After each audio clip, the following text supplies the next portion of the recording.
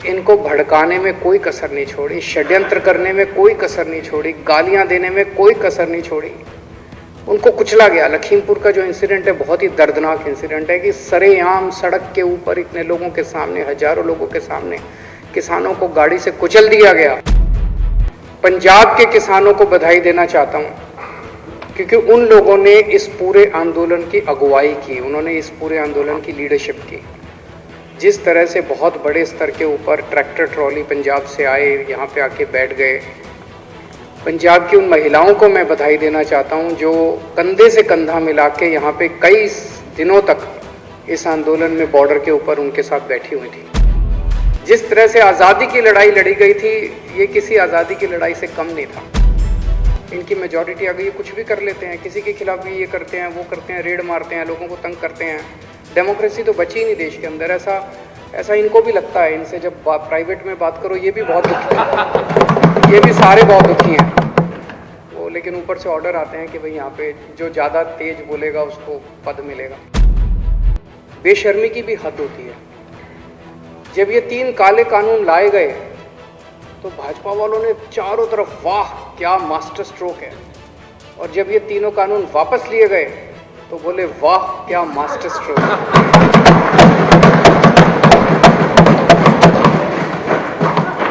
मतलब मैं यही कह सकता हूं, मुझे बहुत दया आती है आप लोगों के ऊपर।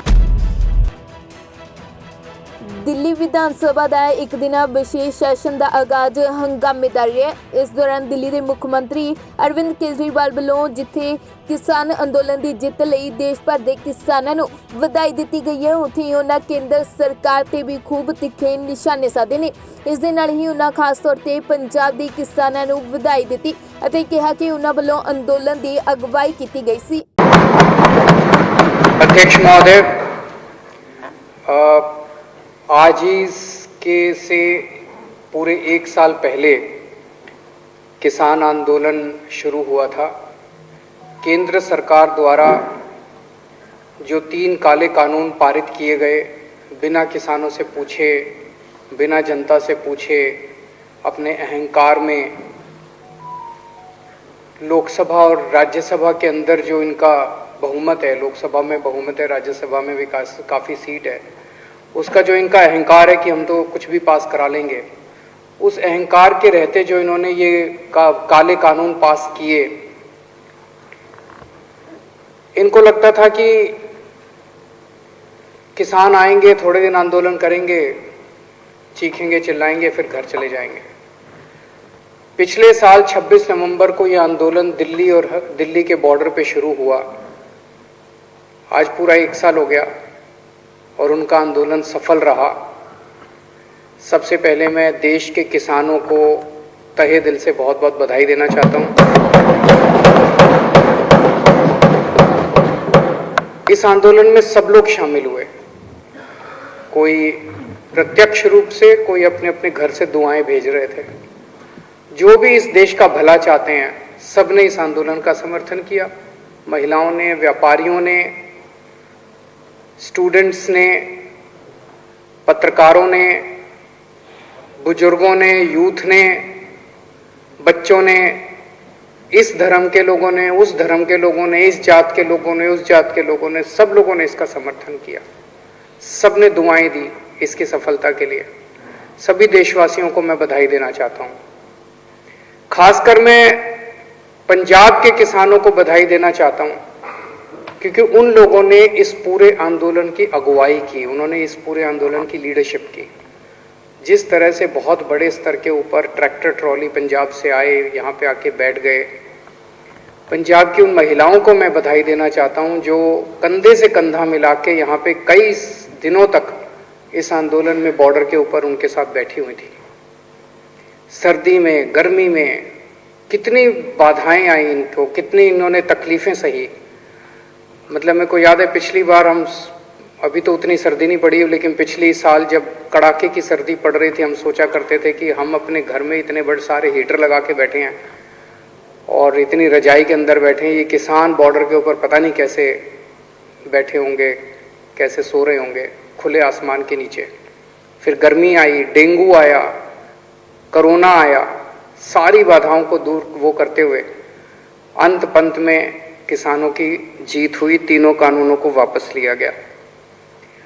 मैं समझता हूं कि शायद ये इंसान के इतिहास में, दुनिया के इतिहास में सबसे लंबा आंदोलन था। मैं और कोई ऐसा आंदोलन नहीं जानता। भारत में 1907 में एक आंदोलन हुआ था, वो भी किसानों का आंदोलन था, पंजाब के किसानों का आंदोलन था, और वो अंग्रेजों के खिलाफ हुआ था। वो 9 महीने चला था, 1907 में हुआ था। उसके बाद अब किसानों को आंदोलन करना पड़ा अपनी सरकार के, चुनी हुई सरकार के खिलाफ। ये 12 महीने चला। दुनिया का सबसे लंबा आंदोलन, सबसे अहिंसात्मक आंदोलन, संयमित आंदोलन। सत्ता पक्ष ने इनको भड़काने में कोई कसर नहीं छोड़ी, षड्यंत्र करने में कोई कसर नहीं छोड़ी, गालियां देने में कोई कसर नहीं छोड़ी। उनको कुचला गया। लखीमपुर का जो इंसिडेंट है बहुत ही दर्दनाक इंसिडेंट है कि सरेआम सड़क के ऊपर इतने लोगों के सामने, हजारों लोगों के सामने किसानों को गाड़ी से कुचल दिया गया। और इतनी हिम्मत हो गई, अगर सुप्रीम कोर्ट इंटरवीन नहीं करता तो ये उसको गिरफ्तार भी नहीं करते जिसने कुचला था। ये तो सुप्रीम कोर्ट की वजह से इन्हें गिरफ्तार करना पड़ा। लेकिन किसान बेचारा शांत रहा, वो केवल अपने अर्जुन की आंख की तरह अपने आंदोलन पे केंद्रित रहा।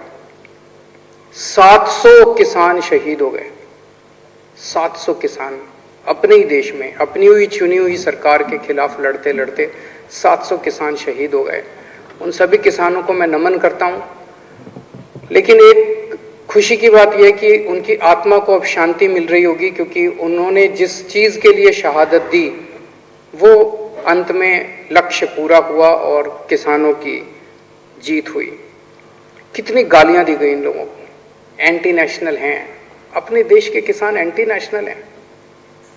अगर अपने देश के किसान एंटी नेशनल है तो ये सारे जो बैठे हुए हैं उधर, वो क्या है फिर?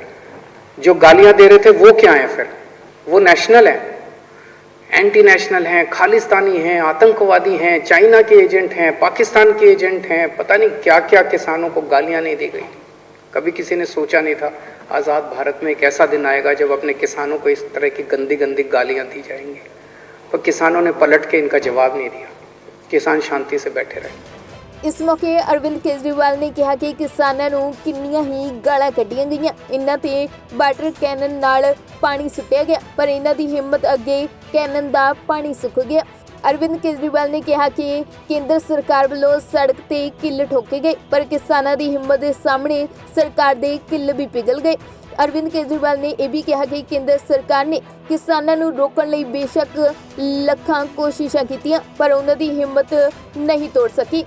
इतनी हिंसा की गई, इतने वाटर कैनन इनके ऊपर बरसाए गए, लेकिन इनकी हिम्मत के सामने सरकारों के वाटर कैनन का पानी सूख गया।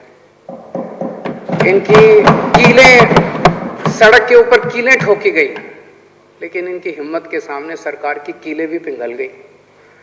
बैरियर लगाए गए, सब किया गया इनको, लेकिन इनकी हिम्मत नहीं तोड़ पाई ये सरकार। और अंत पंत में इस सरकार को झुकना पड़ा। इनके अहंकार को तोड़ दिया इन किसानों ने। जिस तरह से आजादी की लड़ाई लड़ी गई थी, ये किसी आजादी की लड़ाई से कम नहीं था। सबसे बड़ी बात ये हुई कि ये किसानों की जीत नहीं है, ये जनतंत्र की जीत है, भारत की जीत है। इस देश के अंदर जो पिछले कुछ सालों से लोगों का डेमोक्रेसी के ऊपर से भरोसा उठता जा रहा था कि यार इस देश के अंदर तो कुछ चलता ही नहीं है, इनकी मेजॉरिटी आ गई है, कुछ भी कर लेते हैं, किसी के खिलाफ भी ये करते हैं, वो करते हैं, रेड मारते हैं, लोगों को तंग करते हैं, डेमोक्रेसी तो बची ही नहीं देश के अंदर। ऐसा इनको भी लगता है। इनसे जब प्राइवेट में बात करो ये भी बहुत दुखी हैं, ये भी सारे बहुत दुखी हैं वो, लेकिन ऊपर से ऑर्डर आते हैं कि भाई यहाँ पे जो ज़्यादा तेज बोलेगा उसको पद मिलेगा। तो इनकी मजबूरी है, पर ये हैं सारे अपने ही, दिल से ये सारे अपने साथ हैं। सो जनतंत्र की जीत हुई है, जनतंत्र में लोगों का भरोसा बढ़ा है बहुत ज़्यादा। ये एक तरह से हवन था, उस हवन में हम सब लोगों ने भी अपनी तरफ से एक चम्मच घी का डाला। जब हमारे को फाइल आई हमारे पास कि किसान आ रहे हैं, पंजाब से चल पड़े हैं, बॉर्डर पे पहुंचने वाले हैं, उन किसानों के लिए स्टेडियम्स को जेल बनाया जाएगा, तो मेरे को अपने अन्ना आंदोलन के दिन याद आ गया। उस टाइम हमें भी जेलों में रखा गया था, इन्हीं स्टेडियम्स के अंदर हम भी रहे हैं, हमने भी रातें काटी हैं इन्हीं स्टेडियम्स के अंदर। तो मैं समझ गया कि ये स्टेडियम के अंदर इनको पटक देंगे सबको, किसानों को, और आंदोलन खत्म। फिर तुम स्टेडियम में बैठे रहो, जितने भी दिन बैठना है तुम करते रहो। तो हमने मंजूरी नहीं दी। बहुत नाराज हुई केंद्र सरकार, बहुत नाराज हुई। वैसे ही बहुत तंग करते हैं, मैंने सोचा और थोड़ा तंग कर लेंगे, क्या फर्क पड़ता है। तो बहुत नाराज हुए। बॉर्डर के ऊपर जितनी जरूरत पड़ी, जब जब जरूरत पड़ी, पानी की, खाने की, टॉयलेट्स की, हमने पूरी मदद की किसानों की। तो हमने अपनी तरफ से जो भी हो सकता था पूरा किसानों की मदद की। एक चीज मैं देख रहा हूं, मतलब बेशर्मी की भी हद होती है। जब ये 3 काले कानून लाए गए तो भाजपा वालों ने चारों तरफ वाह क्या मास्टर स्ट्रोक है, और जब ये तीनों कानून वापस लिए गए तो बोले वाह क्या मास्टर स्ट्रोक है।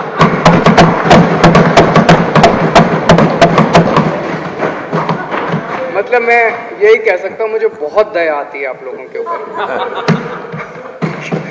क्या गत बना दी आप लोगों की आपके नेताओं ने। ऐसा भगवान किसी के साथ ना करे।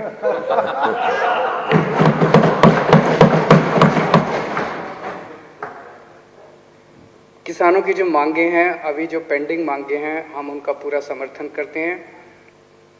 टेनी साहब को तुरंत केंद्रीय मंत्रिमंडल से बर्खास्त किया जाना चाहिए। मुझे नहीं पता कि केंद्र सरकार की क्या मजबूरी है, कुछ तो मजबूरी होगी जो उस एक आदमी का बोझ लेके केंद्र सरकार अपने कंधे पे ढो रही है। क्यों नहीं उसको हटा देते? मुझे नहीं पता कि उनकी क्या मजबूरी है, कुछ मजबूरी होगी जरूर, लेकिन पूरा देश मांग करता है कि ऐसे व्यक्ति को तुरंत बर्खास्त किया जाए। एमएसपी की जो उनकी डिमांड है वो बिल्कुल जायज़ है, इसके ऊपर हमने भी बहुत अध्ययन किया है। ये राजनीतिक तौर पे नहीं, मुझे लगता है अगर एमएसपी लागू हो जाता है तो देश की एग्रीकल्चर सेक्टर को बहुत बड़ा फायदा होगा, पूरा का पूरा बदल सकता है। जितने केसेस, झूठे केसेस इन लोगों के ऊपर लगाए गए हैं वो सारे वापस लिए जाएं, और जो 700 किसान शहीद हो गए उनके परिवारों को उचित मुआवजा दिया जाए। किसान जब तक वहाँ बैठे हैं, किसान तय करेंगे वो कब उठना चाहते हैं। जब तक किसान वहाँ बैठे हैं हम किसानों के साथ हैं, पूरी तरह से किसानों के साथ हैं, हर कदम पे उनके साथ हैं। और गोपाल राय जी द्वारा जो यहाँ पे प्रस्ताव पेश किया गया, मैं उसका पूरा समर्थन करता हूँ। दस दे के किसान अंदोलन ਨੂੰ ਅੱਜ 1 ਸਾਲ ਪੂਰਾ ਹੋ ਗਿਆ ਹੈ, ਜਿਸ ਨੂੰ ਲੈ ਕੇ ਕਿਸਾਨਾਂ ਦਾ ਮੁੜ ਤੋਂ ਦਿੱਲੀ ਦੇ ਬਾਰਡਰਾਂ ਤੇ ਵੱਡਾ ਇਕੱਠ ਦੇਖਣ ਨੂੰ ਮਿਲ ਰਿਹਾ ਹੈ। ਦਿੱਲੀ ਦੇ ਬਾਰਡਰਾਂ ਤੇ ਚਾਰੇ ਪਾਸੇ ਕਿਸਾਨ ਹੀ ਕਿਸਾਨ ਨਜ਼ਰ ਆ ਰਹੇ ਨੇ ਅਤੇ ਉਹਨਾਂ ਵੱਲੋਂ ਮੋਦੀ ਸਰਕਾਰ ਨੂੰ ਆਪਣੀ ਤਾਕਤ ਦਿਖਾਉਣ ਦੀ ਕੋਸ਼ਿਸ਼ ਕੀਤੀ ਜਾ ਰਹੀ ਹੈ, ਜਿਸ ਨੂੰ ਲੈ ਕੇ ਅੱਜ ਦਿੱਲੀ ਵਿਧਾਨ ਸਭਾ 'ਚ ਅਰਵਿੰਦ ਕੇਜਰੀਵਾਲ ਵੱਲੋਂ ਕਿਸਾਨ ਅੰਦੋਲਨ ਕਰ ਰਹੇ ਕਿਸਾਨਾਂ ਲਈ ਖੂਬ ਤਾਰੀਫਾਂ ਦੇ ਪੁਲ ਬੰਨੇ ਗਏ ਅਤੇ ਕੇਂਦਰ ਸਰਕਾਰ ਨੂੰ ਲੰਮੇ ਹੱਥੀ ਲਿਆ ਗਿਆ। ब्यूरो रिपोर्ट पंजाबी लोक चैनल।